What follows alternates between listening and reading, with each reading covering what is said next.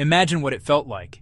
Sitting in a cabin the width of a first-class seat, a glass of champagne, the English Channel somewhere below, and a small display on the bulkhead showing a single number, Mach 2.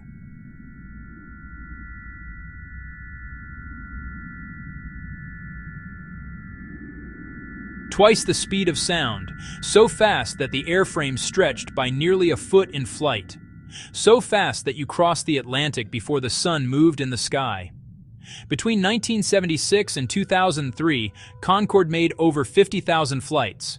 Then, on one afternoon in October 2003, the last Concorde landed. Its engines shut down, and no commercial aircraft has broken the sound barrier since.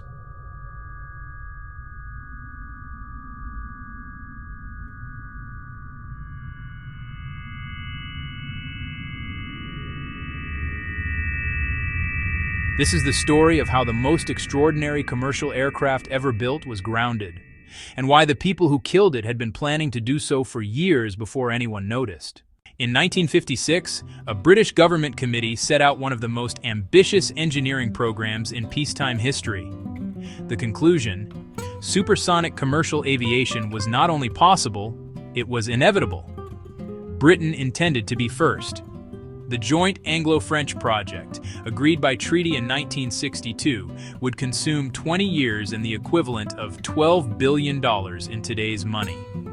Its name was a diplomatic compromise, neither the British nor the French spelling, but a single shared word: Concorde, meaning harmony. The irony of that name would only become apparent later.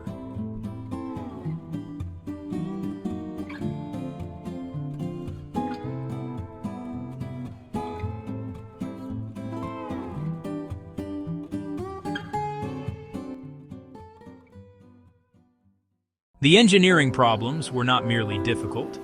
Several had no known solution when the project began. The heat generated at Mach 2 required a new aluminium alloy developed specifically for Concorde.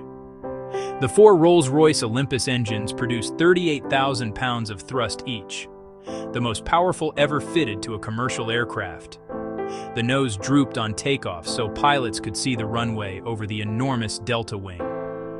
At cruise altitude, 60,000 feet, the sky above began to turn from blue to black. Passengers could see the curvature of the Earth from the windows.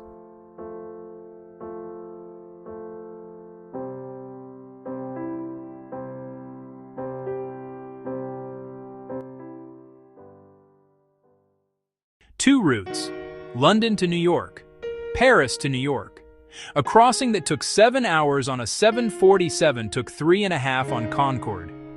The passenger list on any given flight read like a roster of the most powerful people alive.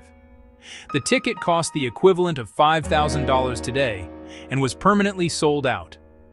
Flight attendants describe a particular silence that settled over the cabin at Mach 2. The vibration of subsonic flight simply ceased. Passengers put down their newspapers and looked out of the windows at the blackening sky, and nobody said a word.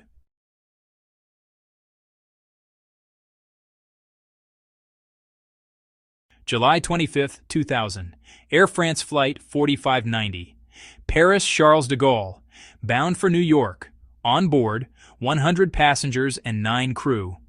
Seconds into the takeoff roll, the aircraft ran over a small titanium strip that had fallen from a Continental Airlines DC-10 4 minutes earlier.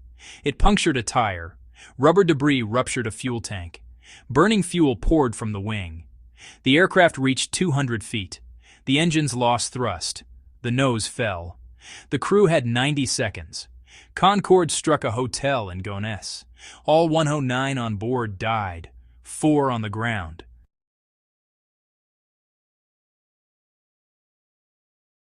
The fleet was grounded, and although it returned briefly in 2001, it never recovered.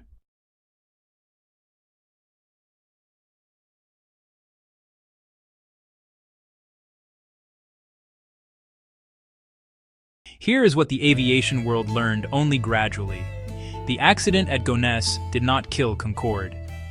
The decision to retire it had already been made, quietly, commercially, before anyone in public knew. By 2001, British Airways and Air France had been in private talks about retirement for over a year. The aircraft was aging. Parts were no longer being manufactured. In April 2003, Airbus withdrew support. That gave both airlines the cover they needed.